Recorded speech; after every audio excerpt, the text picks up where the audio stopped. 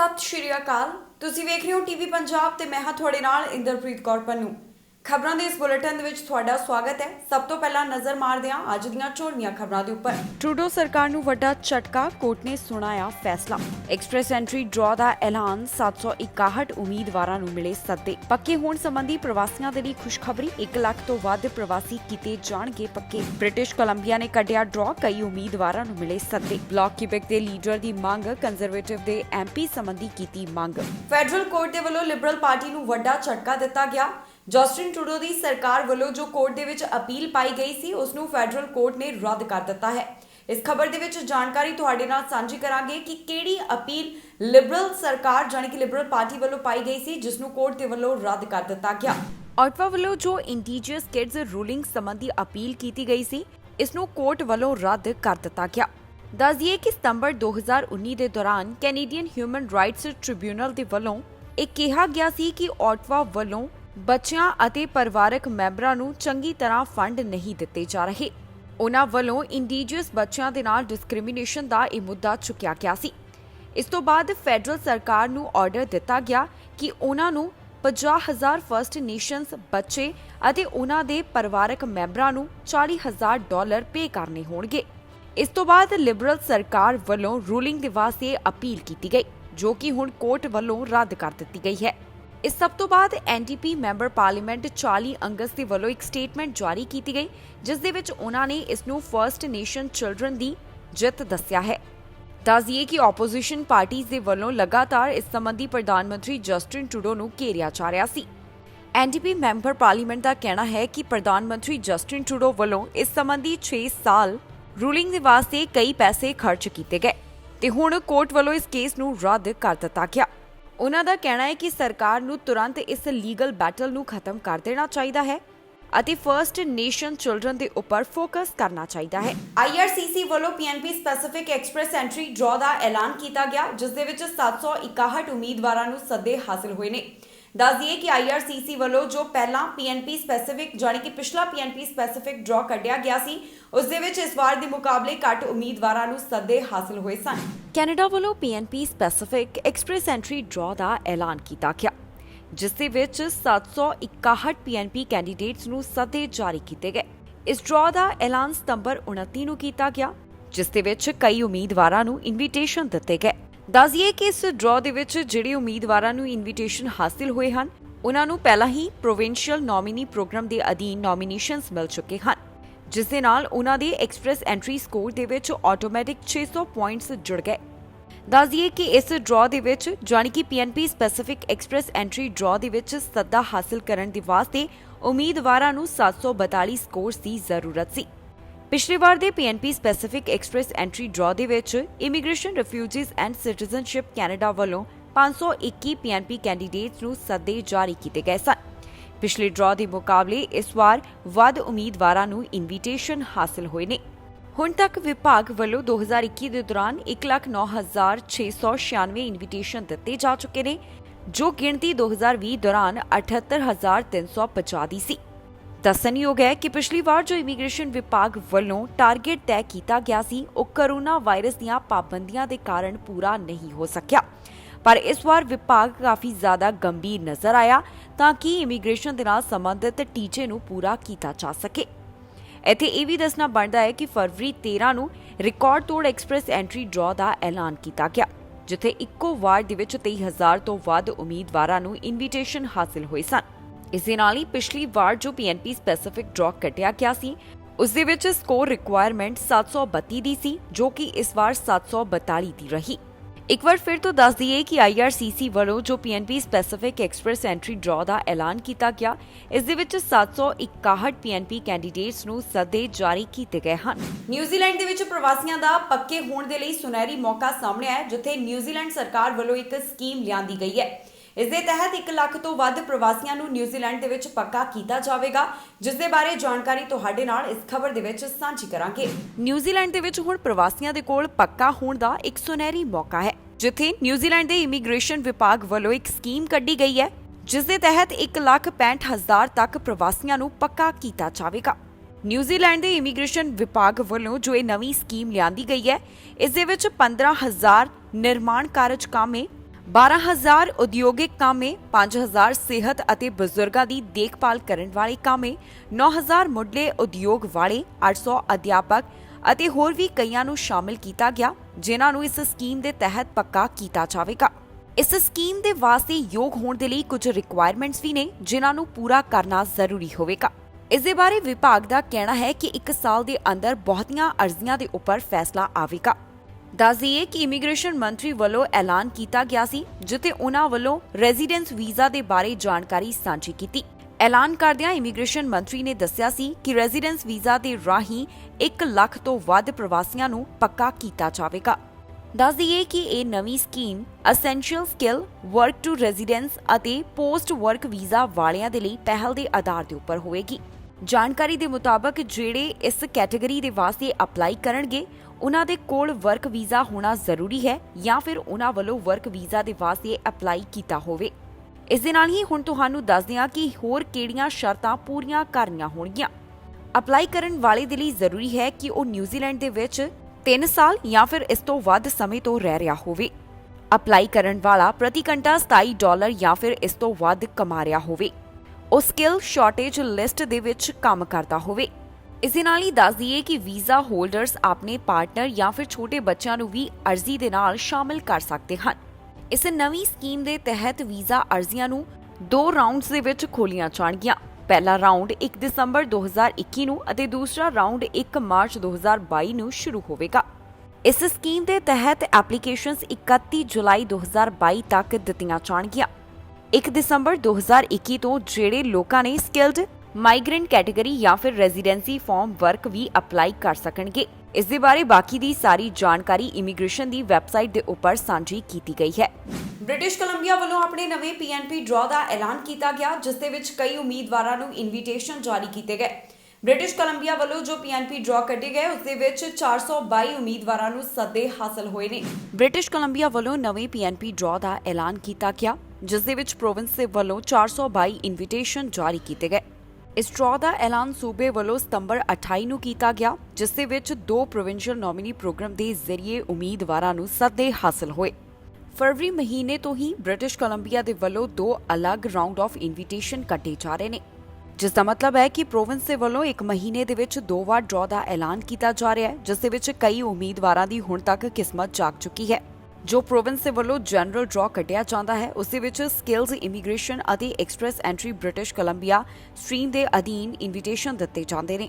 ਇਨ੍ਹਾਂ ਡਰਾਅ ਦੇ ਤਹਿਤ ਉਮੀਦਵਾਰਾਂ ਦੇ ਕੋਲ 69 ਤੋਂ ਲੈ ਕੇ 90 ਪੁਆਇੰਟਸ ਤੱਕ ਹੋਣੇ ਜ਼ਰੂਰੀ ਸਨ। ਹੁਣ ਤੱਕ ਬ੍ਰਿਟਿਸ਼ ਕੋਲੰਬੀਆ ਵੱਲੋਂ ਜਿੰਨੇ ਵੀ ਡਰਾਅ ਕੱਢੇ ਗਏ, ਉਸ ਦੇ ਵਿੱਚ 9,000 ਤੋਂ ਵੱਧ ਇਨਵੀਟੇਸ਼ਨ ਜਾਰੀ ਕੀਤੇ ਜਾ ਚੁੱਕੇ ਹਨ, ਜਿਸ ਦਾ ਮਤਲਬ ਹੈ ਕਿ ਬ੍ਰਿਟਿਸ਼ ਕੋਲੰਬੀਆ PNP ਸਟਰੀਮਸ ਦੇ ਅਧੀਨ ਹੁਣ ਤੱਕ 9,083 ਉਮੀਦਵਾਰਾਂ ਨੂੰ ਇਨਵੀਟੇਸ਼ਨ ਦਿੱਤੇ ਗਏ। ਜ਼ਿਕਰਯੋਗ ਹੈ ਕਿ ਇਮੀਗ੍ਰੇਸ਼ਨ ਵਿਭਾਗ ਵੱਲੋਂ ਜੋ ਇਮੀਗ੍ਰੇਸ਼ਨ ਦੇ ਨਾਲ ਸੰਬੰਧਿਤ ਟਾਰਗੇਟ ਤੈਅ ਕੀਤਾ ਗਿਆ, ਉਸ ਨੂੰ ਪੂਰਾ ਕਰਨ ਦੇ ਲਈ ਵੱਖ-ਵੱਖ ਪ੍ਰੋਵਿੰਸਸ ਦੇ ਵੱਲੋਂ ਲਗਾਤਾਰ PNP ਡਰਾਅ ਦਾ ਵੀ ਐਲਾਨ ਕੀਤਾ ਜਾ ਰਿਹਾ ਹੈ, ਜਿਸ ਦੇ ਵਿੱਚ ਹੁਣ ਤੱਕ ਕਈ ਉਮੀਦਵਾਰਾਂ ਨੂੰ ਇਨਵੀਟੇਸ਼ਨ ਹਾਸਲ ਹੋ ਚੁੱਕੇ ਨੇ। ਅਜਿਹਾ ਹੀ ਡਰਾਅ ਬ੍ਰਿਟਿਸ਼ ਕੋਲੰਬੀਆ ਵੱਲੋਂ ਵੀ ਕੱਢਿਆ ਗਿਆ, ਜਿਸ ਦੇ ਵਿੱਚ 222 ਉਮੀਦਵਾਰਾਂ ਨੂੰ ਸੱਦੇ ਜਾਰੀ ਕੀਤੇ ਗਏ। ਕਰੋਨਾ ਵੈਕਸੀਨੇਸ਼ਨ ਦੇ ਬਾਰੇ ਓਨਟਾਰੀਓ ਤੋਂ ਇੱਕ ਰਿਪੋਰਟ ਸਾਹਮਣੇ ਆਈ ਹੈ, ਜਿਸ ਦੇ ਵਿੱਚ ਦੱਸਿਆ ਗਿਆ ਕਿ ਜਿਹੜੇ ਕੋਵਿਡ-19 ਵੈਕਸੀਨ ਲਗਵਾਉਂਦੇ ਨੇ, ਕਿਸ ਤਰ੍ਹਾਂ ਉਹਨਾਂ ਦਾ ਬਚਾਅ ਹੋ ਸਕਦਾ ਹੈ। ਇਸ ਰਿਪੋਰਟ ਦੇ ਵਿੱਚ ਇਹ ਪਤਾ ਚੱਲ ਰਿਹਾ ਹੈ ਜਿਹੜੇ ਵੈਕਸੀਨੇਟਡ ਹਨ, ਉਹਨਾਂ ਦੀ ਹਸਪਤਾਲ ਦੇ ਵਿੱਚ ਭਰਤੀ ਹੋਣ ਦੇ ਚਾਂਸਸ ਘਟ ਜਾਂਦੇ ਹਨ। ਬਲਾਕ ਕਿਊਬਿਕ ਦੇ ਲੀਡਰ ਦਾ ਕਹਿਣਾ ਹੈ ਕਿ ਜਿਹੜੇ ਕੰਜ਼ਰਵੇਟਿਵ ਮੈਂਬਰ ਪਾਰਲੀਮੈਂਟ ਦੇ ਵੱਲੋਂ ਕੋਵਿਡ-19 ਵੈਕਸੀਨ ਨਹੀਂ ਲਗਾਈ ਗਈ, ਉਹਨਾਂ ਨੂੰ ਪਾਰਲੀਮੈਂਟ ਦੇ ਵਿੱਚ ਨਹੀਂ ਆਉਣਾ ਚਾਹੀਦਾ। ਬਲਾਕ ਕਿਊਬਿਕ ਦੇ ਲੀਡਰ ਦਾ ਕਹਿਣਾ ਹੈ ਕਿ ਅਨਵੈਕਸੀਨੇਟਡ ਕੰਜ਼ਰਵੇਟਿਵ ਮੈਂਬਰ ਪਾਰਲੀਮੈਂਟਾਂ ਨੂੰ ਆਪਣੇ ਘਰ ਦੇ ਵਿੱਚ ਰਹਿਣਾ ਚਾਹੀਦਾ ਹੈ। ਦੱਸ ਦਈਏ ਕਿ ਪ੍ਰਧਾਨ ਮੰਤਰੀ ਜਸਟਿਨ ਟਰੂਡੋ ਵੱਲੋਂ ਹਾਲ ਹੀ ਦੇ ਵਿੱਚ ਜਾਣਕਾਰੀ ਸਾਂਝੀ ਕਰਦਿਆਂ ਦੱਸਿਆ ਗਿਆ ਕਿ ਉਹਨਾਂ ਦੀ ਕੈਬਨਿਟ ਦੇ ਵੱਲੋਂ ਅਗਸਤ ਮਹੀਨੇ ਦੌਰਾਨ ਸਹੁੰ ਚੁੱਕੀ ਜਾਵੇਗੀ ਅਤੇ ਫਾਲ ਦੇ ਵਿੱਚ ਪਾਰਲੀਮੈਂਟ ਸੈਸ਼ਨ ਦੀ ਸ਼ੁਰੂਆਤ ਹੋਵੇਗੀ। ਇਸ ਸਭ ਤੋਂ ਬਾਅਦ ਬਲਾਕ ਕਿਊਬਿਕ ਦੇ ਲੀਡਰ ਕਹਿੰਦੇ ਨੇ ਕਿ ਉਹ ਚਾਹੁੰਦੇ ਹਨ ਕਿ ਪਾਰਲੀਮੈਂਟ ਜਲਦ ਹੀ ਸ਼ੁਰੂ ਕਰ ਦਿੱਤਾ ਜਾਵੇ, ਪਰ ਇਸ ਦੌਰਾਨ ਮੈਂਬਰ ਪਾਰਲੀਮੈਂਟ ਫੁੱਲੀ ਵੈਕਸੀਨੇਟਡ ਹੋਣੇ ਚਾਹੀਦੇ ਨੇ। ਦੱਸ ਦਈਏ ਕਿ ਉਹਨਾਂ ਦੀ ਪਾਰਟੀ ਨਿਊ ਡੈਮੋਕ੍ਰੈਟਿਕ ਪਾਰਟੀ ਅਤੇ ਲਿਬਰਲਸ ਦੇ ਵੱਲੋਂ ਇਹ ਪਹਿਲਾਂ ਹੀ ਸਪਸ਼ਟ ਕਰ ਦਿੱਤਾ ਗਿਆ ਸੀ ਕਿ ਉਹਨਾਂ ਦੇ ਕੈਂਡੀਡੇਟਸ ਦੇ ਵਾਸਤੇ ਕੋਵਿਡ-19 ਵੈਕਸੀਨ ਲਾਜ਼ਮੀ ਹੈ, ਪਰ ਕੰਜ਼ਰਵੇਟਿਵ ਪਾਰਟੀ ਵੱਲੋਂ ਅਜਿਹਾ ਨਹੀਂ ਕੀਤਾ ਗਿਆ, ਜਿਸ ਤੋਂ ਬਾਅਦ ਚੋਣ ਪ੍ਰਚਾਰ ਦੌਰਾਨ ਲਗਾਤਾਰ ਉਹਨਾਂ ਨੂੰ ਵੱਖ-ਵੱਖ ਪਾਰਟੀਆਂ ਘੇਰਦੀਆਂ ਹੋਈਆਂ ਵੀ ਨਜ਼ਰ ਆਈਆਂ। ਕੰਜ਼ਰਵੇਟਿਵ ਪਾਰਟੀ ਵੱਲੋਂ ਕਿਹਾ ਗਿਆ ਸੀ ਕਿ ਉਹਨਾਂ ਦੀ ਪਾਰਟੀ ਦੇ ਜਿਹੜੇ ਉਮੀਦਵਾਰ ਕੋਵਿਡ-19 ਵੈਕਸੀਨ ਦੇ ਸ਼ਾਟ ਹਾਸਲ ਨਹੀਂ ਕਰਨਗੇ ਉਹਨਾਂ ਨੂੰ ਟੈਸਟਿੰਗ ਦੇ ਵਿੱਚੋਂ ਲੰਘਣਾ ਹੋਵੇਗਾ, ਜਿਸ ਤੋਂ ਬਾਅਦ ਪ੍ਰਧਾਨ ਮੰਤਰੀ ਜਸਟਿਨ ਟਰੂਡੋ ਵੀ ਇਸ ਗੱਲ ਨੂੰ ਚੁੱਕਦੇ ਰਹੇ। ਹੁਣ ਜਦੋਂ ਇੱਕ ਵਾਰ ਫਿਰ ਤੋਂ ਪਾਰਲੀਮੈਂਟ ਸੈਸ਼ਨ ਸ਼ੁਰੂ ਹੋਣ ਜਾ ਰਿਹਾ ਹੈ, ਇਸ ਦੇ ਬਾਰੇ ਬਲਾਕ ਕਿਬੈਕ ਦੇ ਲੀਡਰ ਕਹਿੰਦੇ ਨੇ ਕਿ ਉਮੀਦਵਾਰਾਂ ਦੇ ਲਈ ਫੁੱਲੀ ਵੈਕਸੀਨੇਟਡ ਹੋਣਾ ਜ਼ਰੂਰੀ ਹੈ। ਜਿਹੜੇ ਕੰਜ਼ਰਵੇਟਿਵ ਪਾਰਟੀ ਦੇ ਉਮੀਦਵਾਰਾਂ ਵੱਲੋਂ ਅਜਿਹਾ ਨਹੀਂ ਕੀਤਾ ਗਿਆ, ਉਹਨਾਂ ਨੂੰ ਆਪਣੇ ਘਰ ਦੇ ਵਿੱਚ ਹੀ ਰਹਿਣਾ ਚਾਹੀਦਾ ਹੈ। ਅਧਿਕਾਰੀਆਂ ਦੇ ਕੋਵਿਡ-19 ਵੈਕਸੀਨ ਲਗਵਾਉਣ ਸੰਬੰਧੀ ਆਰਸੀਐਮਪੀ ਵੱਲੋਂ ਆਪਣਾ ਪੱਖ ਰੱਖਿਆ ਗਿਆ ਹੈ, ਜਿੱਥੇ ਉਹਨਾਂ ਵੱਲੋਂ ਦੱਸਿਆ ਗਿਆ ਹੈ ਕਿ ਉਹ ਕਿਹੜੇ ਪੱਖ ਦੇ ਵਿੱਚ ਨੇ। ਦੱਸ ਦਈਏ ਕਿ ਲਿਬਰਲ ਪਾਰਟੀ ਵੱਲੋਂ ਜਾਣੀ ਕਿ ਪ੍ਰਧਾਨ ਮੰਤਰੀ ਜਸਟਿਨ ਟਰੂਡੋ ਵੱਲੋਂ ਹਾਲ ਹੀ ਦੇ ਵਿੱਚ ਐਲਾਨ ਕੀਤਾ ਗਿਆ ਕਿ ਉਹਨਾਂ ਦਾ ਫੋਕਸ ਹੋਵੇਗਾ ਕਿ ਫੈਡਰਲ ਮੁਲਾਜ਼ਮ ਅਤੇ ਅੰਤਰਰਾਸ਼ਟਰੀ ਯਾਤਰੀਆਂ ਦੇ ਵਾਸਤੇ ਕੋਵਿਡ-19 ਵੈਕਸੀਨ ਨੂੰ ਲਾਜ਼ਮੀ ਕੀਤਾ ਜਾਵੇ। ਪੁਲਿਸ ਅਧਿਕਾਰੀਆਂ ਨੂੰ ਵੈਕਸੀਨ ਲਗਾਉਣ ਤੋਂ ਇਨਕਾਰ ਕਰਨ ਦੇ ਸੰਬੰਧ ਦੇ ਵਿੱਚ ਆਰਸੀਐਮਪੀ ਯੂਨੀਅਨ ਦੇ ਵੱਲੋਂ ਸਪੋਰਟ ਕੀਤੀ ਗਈ ਹੈ। ਇਸ ਮਾਮਲੇ ਸੰਬੰਧੀ ਆਰਸੀਐਮਪੀ ਯੂਨੀਅਨ ਦਾ ਕਹਿਣਾ ਹੈ ਕਿ ਉਹਨਾਂ ਵੱਲੋਂ ਆਰਸੀਐਮਪੀ ਆਫੀਸਰਸ ਦੇ ਵੈਕਸੀਨ ਲਗਵਾਉਣ ਤੋਂ ਮਨਾ ਕਰਨ ਦੇ ਅਧਿਕਾਰ ਦੀ ਸਪੋਰਟ ਕੀਤੀ ਜਾ ਰਹੀ ਹੈ, ਜਿਸ ਦਾ ਮਤਲਬ ਹੈ ਕਿ ਫੈਡਰਲ ਮੁਲਾਜ਼ਮਾਂ ਦੇ ਲਈ ਲਾਜ਼ਮੀ ਵੈਕਸੀਨੇਸ਼ਨ ਦੀ ਨੀਤੀ ਲਾਗੂ ਹੋਣ ਦੇ ਉੱਪਰ ਜੇ ਕੋਈ ਪੁਲਿਸ ਅਧਿਕਾਰੀ ਮਨਾ ਕਰਦਾ ਹੈ ਤਾਂ ਯੂਨੀਅਨ ਉਸ ਦਾ ਸਾਥ ਦੇਵੇਗੀ। ਦੱਸ ਦਈਏ ਕਿ 23 ਸਤੰਬਰ ਨੂੰ ਨੈਸ਼ਨਲ ਪੁਲਿਸ ਫੈਡਰੇਸ਼ਨ ਦੇ ਵੱਲੋਂ ਆਪਣੇ ਮੈਂਬਰਸ ਨੂੰ ਇੱਕ ਈਮੇਲ ਭੇਜੀ ਗਈ। ਇਸ ਈਮੇਲ ਦੇ ਵਿੱਚ ਫੈਡਰੇਸ਼ਨ ਨੇ ਕਿਹਾ ਕਿ ਉਹ ਆਪਣੇ ਮੈਂਬਰਸ ਦੇ ਵੈਕਸੀਨ ਲਗਵਾਉਣ ਜਾਂ ਫਿਰ ਨਾ ਲਗਵਾਉਣ ਦੇ ਅਧਿਕਾਰ ਨੂੰ ਸਪੋਰਟ ਕਰੇਗੀ। ਇਸ ਦੇ ਵਿੱਚ ਉਹਨਾਂ ਲਿਖਿਆ ਸੀ ਕਿ ਅਸੀਂ ਆਪਣੇ ਮੈਂਬਰਾਂ ਦੀ ਮਰਜ਼ੀ ਅਤੇ ਉਸ ਦੀ ਨੌਕਰੀ ਤੇ ਪੈਣ ਵਾਲੇ ਅਸਰ ਦੌਰਾਨ ਆਪਣੇ ਮੈਂਬਰਸ ਦੀ ਮਦਦ ਅਤੇ ਨੁਮਾਇੰਦਗੀ ਕਰਾਂਗੇ। ਅਗਸਤ ਮਹੀਨੇ ਦੌਰਾਨ ਜੋ ਚੋਣਾਂ ਦੇ ਬਾਰੇ ਐਲਾਨ ਕੀਤਾ ਗਿਆ, ਉਸ ਤੋਂ 2 ਦਿਨ ਪਹਿਲਾਂ ਫੈਡਰਲ ਸਰਕਾਰ ਨੇ ਐਲਾਨ ਕੀਤਾ ਸੀ ਕਿ ਫੈਡਰਲ ਮੁਲਾਜ਼ਮਾਂ ਅਤੇ ਹਵਾਈ ਜਹਾਜ਼, ਰੇਲ, ਸ਼ਿਪ ਰਾਹੀਂ ਸਫ਼ਰ ਕਰਨ ਵਾਲਿਆਂ ਦੇ ਲਈ ਕੋਵਿਡ-19 ਵੈਕਸੀਨ ਨੂੰ ਲਾਜ਼ਮੀ ਕੀਤਾ ਜਾਵੇਗਾ। ਇਸ ਦੇ ਨਾਲ ਹੀ ਪ੍ਰਧਾਨ ਮੰਤਰੀ ਜਸਟਿਨ ਟਰੂਡੋ ਵੱਲੋਂ ਆਪਣੇ ਕੈਂਪੇਨਿੰਗ ਦੇ ਦੌਰਾਨ ਇਹ ਵੀ ਕਿਹਾ ਗਿਆ ਕਿ ਅਸੀਂ ਸਪਸ਼ਟ ਤੌਰ ਦੇ ਉੱਪਰ ਕਹਿ ਦਿੰਦੇ ਹਾਂ ਕਿ ਸਿਵਲ ਸਰਵੈਂਟਸ ਦੇ ਲਈ ਵੀ ਵੈਕਸੀਨੇਸ਼ਨ ਜ਼ਰੂਰੀ ਹੋ ਜਾਵੇਗੀ। ਉਹਨਾਂ ਕਿਹਾ ਸੀ ਕਿ ਜੇਕਰ ਕੋਈ ਮੈਡੀਕਲ ਕਾਰਨ ਦੇ ਵੈਕਸੀਨ ਹਾਸਲ ਨਹੀਂ ਕਰਨਾ ਚਾਹੁੰਦਾ ਤਾਂ ਉਸ ਨੂੰ ਇਸ ਦੇ ਵਿੱਚ ਰਾਹਤ ਦਿੱਤੀ ਜਾਵੇਗੀ, ਪਰ ਜੇ ਕੋਈ ਬਿਨਾਂ ਵਜ੍ਹਾ ਵੈਕਸੀਨ ਨਾ ਲਗਵਾਉਣ ਦਾ ਫੈਸਲਾ ਕਰਦਾ ਹੈ ਤਾਂ ਇਸ ਦਾ ਨਤੀਜਾ ਉਹਨਾਂ ਨੂੰ ਭੁਗਤਣਾ ਪਵੇਗਾ। ਹਾਲ ਹੀ ਦੇ ਵਿੱਚ ਪ੍ਰਧਾਨ ਮੰਤਰੀ ਜਸਟਿਨ ਟਰੂਡੋ ਵੱਲੋਂ ਜੋ ਫੈਡਰਲ ਚੋਣਾਂ ਦੇ ਵਿੱਚ ਜਿੱਤ ਹਾਸਲ ਕਰਨ ਤੋਂ ਬਾਅਦ ਪਹਿਲੀ ਪ੍ਰੈਸ ਕਾਨਫਰੰਸ ਕੀਤੀ ਗਈ, ਇਸ ਦੇ ਵਿੱਚ ਵੀ ਉਹਨਾਂ ਨੇ ਦੱਸਿਆ ਕਿ ਸਰਕਾਰ ਦਾ ਪਹਿਲਾ ਫੋਕਸ ਫੈਡਰਲ ਮੁਲਾਜ਼ਮਾਂ ਅਤੇ ਯਾਤਰੀਆਂ ਦੇ ਵਾਸਤੇ ਕੋਵਿਡ-19 ਵੈਕਸੀਨ ਨੂੰ ਲਾਜ਼ਮੀ ਕਰਨਾ ਹੋਵੇਗਾ। ਐਲਬਰਟਾ ਅਤੇ ਸਸਕੈਚੁਆਨ ਦੇ ਵਿੱਚ ਇਸ ਸਮੇਂ ਕੋਰੋਨਾ ਵਾਇਰਸ ਦੇ ਜੋ ਹਾਲਾਤ ਬਣੇ ਹੋਏ ਨੇ, ਇਸ ਨੂੰ ਦੇਖਦਿਆਂ ਐਸੋਸੀਏਸ਼ਨ ਦੇ ਵੱਲੋਂ ਮੰਗ ਕੀਤੀ ਜਾ ਰਹੀ ਹੈ ਕਿ ਇਹਨਾਂ 2 ਸੂਬਿਆਂ ਦੇ ਵਿੱਚ ਲਾਕਡਾਊਨ ਲਗਾਇਆ ਜਾਵੇ। ਦੱਸ ਦਈਏ ਕਿ ਇਸ ਸਮੇਂ ਵੱਖ-ਵੱਖ ਸੂਬਿਆਂ ਦੇ ਵਿੱਚ ਕੋਰੋਨਾ ਵਾਇਰਸ ਦੀ ਚੌਥੀ ਲਹਿਰ ਦਾ ਪ੍ਰਭਾਵ ਦੇਖਣ ਨੂੰ ਮਿਲ ਰਿਹਾ ਹੈ, ਪਰ ਐਲਬਰਟਾ ਅਤੇ ਸਸਕੈਚੁਆਨ ਦੇ ਵਿੱਚ ਜੋ ਹਾਲਾਤ ਬਣੇ ਹੋਏ ਨੇ ਇਹ ਚਿੰਤਾਜਨਕ ਨੇ, ਜਿਸ ਤੋਂ ਬਾਅਦ ਮੰਗ ਕੀਤੀ ਜਾ ਰਹੀ ਹੈ ਕਿ ਇੱਥੇ ਮੁੜ ਤੋਂ ਸਖਤੀਆਂ ਕੀਤੀਆਂ ਜਾਣ ਤੇ ਲਾਕਡਾਊਨ ਲਗਾਇਆ ਜਾਵੇ। ਐਲਬਰਟਾ ਅਤੇ ਸਸਕੈਚੁਆਨ ਦੇ ਵਿੱਚ ਕੋਰੋਨਾ ਵਾਇਰਸ ਦੇ ਹਾਲਾਤ ਲਗਾਤਾਰ ਵਿਗੜਦੇ ਜਾ ਰਹੇ ਨੇ।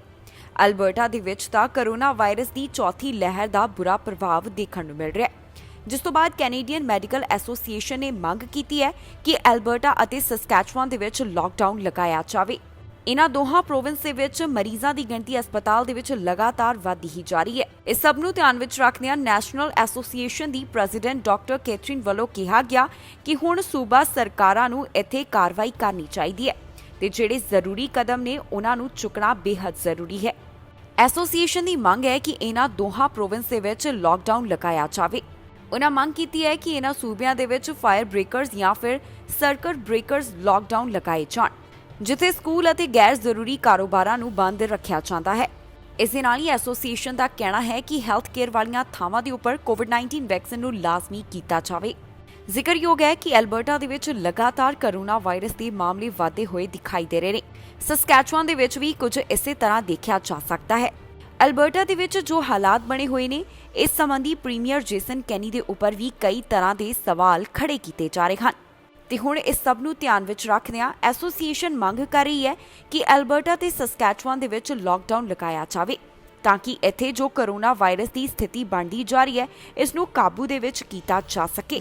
YouTube ਦੇ ਵੱਲੋਂ ਜਾਣਕਾਰੀ ਦਿੱਤੀ ਗਈ ਹੈ, ਜਿੱਥੇ ਉਹਨਾਂ ਦਾ ਕਹਿਣਾ ਹੈ ਕਿ ਜਿਹੜੇ ਵੈਕਸੀਨੇਸ਼ਨ ਦੇ ਨਾਲ ਸੰਬੰਧਿਤ ਗਲਤ ਜਾਣਕਾਰੀ ਦੇਣਗੇ ਉਹਨਾਂ ਦੇ ਉੱਪਰ ਕਾਰਵਾਈ ਕੀਤੀ ਜਾਵੇਗੀ। ਇਸ ਤਰ੍ਹਾਂ ਦੇ ਕੰਟੈਂਟ ਨੂੰ ਬਲੌਕ ਕੀਤਾ ਜਾਵੇਗਾ ਅਤੇ ਜਿਹੜੇ ਮਿਸ ਇਨਫੋਰਮੇਸ਼ਨ ਫੈਲਾ ਰਹੇ ਨੇ ਉਹ YouTube ਚੈਨਲ ਦੇ ਉੱਪਰ ਵੀ ਉਹਨਾਂ ਵੱਲੋਂ ਐਕਸ਼ਨ ਲਿਆ ਜਾਵੇਗਾ। YouTube ਵੱਲੋਂ ਸਖਤੀ ਕੀਤੀ ਜਾ ਰਹੀ ਹੈ। YouTube ਦੇ ਵੱਲੋਂ ਇਹ ਸਖਤੀ ਉਸ ਕੰਟੈਂਟ ਦੇ ਖਿਲਾਫ ਕੀਤੀ ਜਾ ਰਹੀ ਹੈ ਜਿਸ ਦੇ ਵਿੱਚ ਵੈਕਸੀਨੇਸ਼ਨ ਦੇ ਨਾਲ ਸੰਬੰਧਿਤ ਗਲਤ ਜਾਣਕਾਰੀ ਸਾਂਝੀ ਕੀਤੀ ਜਾ ਰਹੀ ਹੈ। ਜੀ ਹਾਂ, ਹੁਣ YouTube ਦੇ ਪਲੇਟਫਾਰਮ ਦੇ ਉੱਪਰ ਸਾਰੇ ਐਂਟੀ ਵੈਕਸੀਨ ਕੰਟੈਂਟ ਨੂੰ ਬੈਨ ਕੀਤਾ ਜਾਵੇਗਾ। YouTube ਵੱਲੋਂ ਇਸ ਬਾਰੇ ਜਾਣਕਾਰੀ ਆਪਣੇ ਬਲੌਗ ਪੋਸਟ ਦੇ ਰਾਹੀਂ ਸਾਂਝੀ ਕੀਤੀ ਗਈ ਹੈ, ਜਿਸ ਦੇ ਵਿੱਚ ਉਹਨਾਂ ਨੇ ਦੱਸਿਆ ਹੈ ਕਿ ਕੋਵਿਡ-19 ਵੈਕਸੀਨ ਦੇ ਬਾਰੇ ਗਲਤ ਜਾਣਕਾਰੀ ਦੇ ਨਾਲ ਸੰਬੰਧਿਤ ਕੰਟੈਂਟ ਨੂੰ ਉਹਨਾਂ ਵੱਲੋਂ ਬੈਨ ਕੀਤਾ ਜਾਵੇਗਾ। YouTube ਦੀ ਪਾਲਿਸੀ ਦੇ ਮੁਤਾਬਕ, ਜਿਸ ਦੇ ਵਿੱਚ ਇਹ ਦਾਅਵਾ ਕੀਤਾ ਜਾ ਰਿਹਾ ਹੈ ਕਿ ਵੈਕਸੀਨ ਦੇ ਨਾਲ ਇਨਫਰਟੀਲਿਟੀ ਹੁੰਦੀ ਹੈ ਅਤੇ ਹੋਰ ਵੀ ਕਈ ਚੀਜ਼ਾਂ ਦਾ ਵੈਕਸੀਨ ਦੇ ਖਿਲਾਫ ਜੋ ਦਾਅਵਾ ਕੀਤਾ ਜਾ ਰਿਹਾ ਹੈ ਉਸ ਸਭ ਨੂੰ ਹਟਾ ਦਿੱਤਾ ਜਾਵੇਗਾ। ਇੰਨਾ ਹੀ ਨਹੀਂ, YouTube ਵੱਲੋਂ ਉਹਨਾਂ ਚੈਨਲਸ ਦੇ ਖਿਲਾਫ ਵੀ ਕਾਰਵਾਈ ਕੀਤੀ ਜਾਵੇਗੀ ਜਿੱਥੇ ਕੋਵਿਡ-19 ਵੈਕਸੀਨ ਦੇ ਬਾਰੇ ਗਲਤ ਇਨਫੋਰਮੇਸ਼ਨ ਸਾਂਝੀ ਕੀਤੀ ਜਾਂਦੀ ਹੈ। ਇਸ ਬਾਰੇ YouTube ਦੇ ਸਪੋਕਸਪਰਸਨ ਵੱਲੋਂ ਜਾਣਕਾਰੀ ਦਿੱਤੀ ਗਈ ਹੈ। ਦੱਸ ਦਈਏ ਕਿ YouTube ਅਤੇ Facebook ਨੂੰ ਲਗਾਤਾਰ ਕ੍ਰਿਟਿਸਾਈਜ਼ ਕੀਤਾ ਜਾ ਰਿਹਾ ਸੀ ਕਿਉਂਕਿ ਉਹਨਾਂ ਵੱਲੋਂ ਵੈਕਸੀਨ ਬਾਰੇ ਗਲਤ ਜਾਣਕਾਰੀ ਫੈਲਾਉਣ ਵਾਲਿਆਂ ਦੇ ਖਿਲਾਫ ਸਖਤ ਕਾਰਵਾਈ ਨਹੀਂ ਕੀਤੀ ਜਾ ਰਹੀ ਸੀ। ਸੋਸ਼ਲ ਮੀਡੀਆ ਪਲੇਟਫਾਰਮਸ ਦੇ ਉੱਪਰ ਇਸ ਤਰ੍ਹਾਂ ਦਾ ਕੰਟੈਂਟ ਮਿਲ ਰਿਹਾ ਸੀ ਜਿਸ ਦੇ ਵਿੱਚ ਵੈਕਸੀਨ ਦੇ ਬਾਰੇ ਗਲਤ ਜਾਣਕਾਰੀ ਦਿੱਤੀ ਜਾ ਰਹੀ ਸੀ, ਪਰ ਹੁਣ YouTube ਵੱਲੋਂ ਇਸ ਸੰਬੰਧੀ ਸਖਤੀ ਕੀਤੀ ਜਾ ਰਹੀ ਹੈ ਤੇ ਉਹਨਾਂ ਵੱਲੋਂ ਮਿਸ ਇਨਫੋਰਮੇਸ਼ਨ ਦੇ ਨਾਲ ਸੰਬੰਧਿਤ ਕੰਟੈਂਟ ਨੂੰ ਹਟਾ ਦਿੱਤਾ ਜਾਵੇਗਾ। ਬ੍ਰਿਟਿਸ਼ ਕੋਲੰਬੀਆ ਤੋਂ ਨਸ਼ੇ ਦੀ ਓਵਰਡੋਜ਼ ਦੇ ਕਾਰਨ ਜੋ ਜਾਨਾਂ ਜਾ ਰਹੀਆਂ ਨੇ ਉਸ ਦੇ ਬਾਰੇ ਜਾਣਕਾਰੀ ਸਾਹਮਣੇ ਆਈ ਹੈ। ਜੁਲਾਈ ਮਹੀਨੇ ਦੇ ਬਾਰੇ ਜੋ ਅਪਡੇਟ ਸਾਂਝੀ ਕੀਤੀ ਗਈ ਉਸ ਦੇ ਮੁਤਾਬਕ ਜੁਲਾਈ ਮਹੀਨੇ ਦੇ ਵਿੱਚ ਓਵਰਡੋਜ਼ ਦੇ ਕਾਰਨ ਰਿਕਾਰਡ ਤੋੜ ਜਾਣੀ ਕਿ ਵੱਡੇ ਪੱਧਰ ਦੇ ਬ੍ਰਿਟਿਸ਼ ਕੋਲੰਬੀਆ ਕਾਰਨਰਸ ਸਰਵਿਸ ਦੇ ਵੱਲੋਂ ਇਲਿਸਿਟ ਡਰੱਗ ਦੇ ਕਾਰਨ ਹੋਈਆਂ ਮੌਤਾਂ ਸੰਬੰਧੀ ਜਾਣਕਾਰੀ ਸਾਂਝੀ ਕੀਤੀ ਗਈ ਹੈ।